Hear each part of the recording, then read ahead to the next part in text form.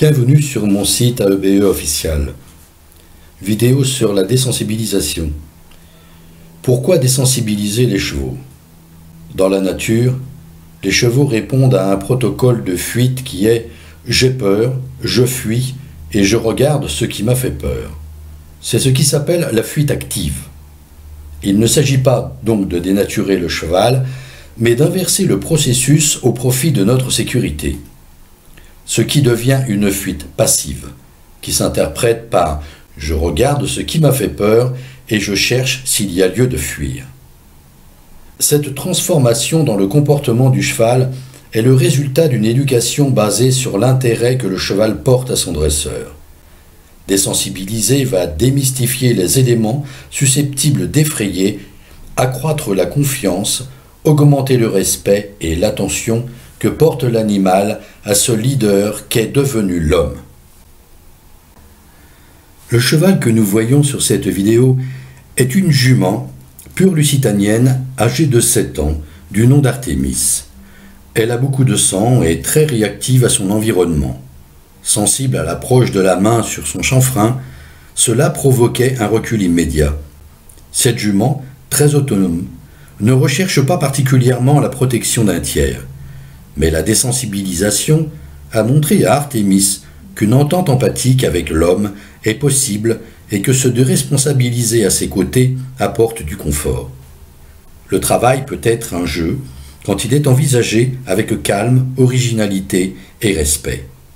Sa propriétaire la sort en forêt maintenant chaque semaine, avec le plaisir et la confiance qui se sont établis entre elles.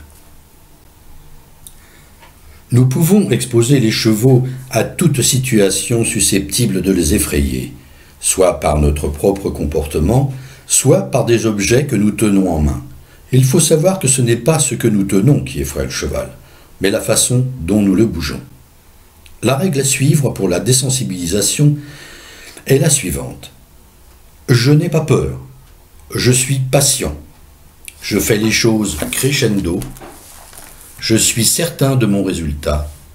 Je visualise dans mon cerveau l'image que je veux obtenir de mon cheval. Je récompense chaque tentative d'obéissance par une caresse sur le chanfrein. Aucune réaction de la part du cheval ne doit changer notre comportement. La seule chose à faire, si le cheval réagit, est de diminuer l'action, tendre à ce qu'il baisse la tête vers le sol, car les chevaux sont très près de la terre. Les résultats sont garantis et il va s'installer un climat de complicité, de respect, de reconnaissance de l'animal qui trouve auprès de l'homme du confort et de la sécurité. Les exercices que montrent ces vidéos ne sont pas spectaculaires, mais ils sont la base d'un travail qui capte l'attention du cheval et l'habitue à avoir l'homme comme centre d'intérêt. Ne cherchons pas à nous faire obéir, mais cherchons plutôt à être admirés par notre compagnon. Ce travail, en longe courte, montre que le cheval est attentif aux gestes de son dresseur. Il ne l'est pas pour ce qui l'environne. Ses gestes sont simples, calmes, convaincus, pour que l'animal ressente plus une invitation à danser qu'un ordre péremptoire.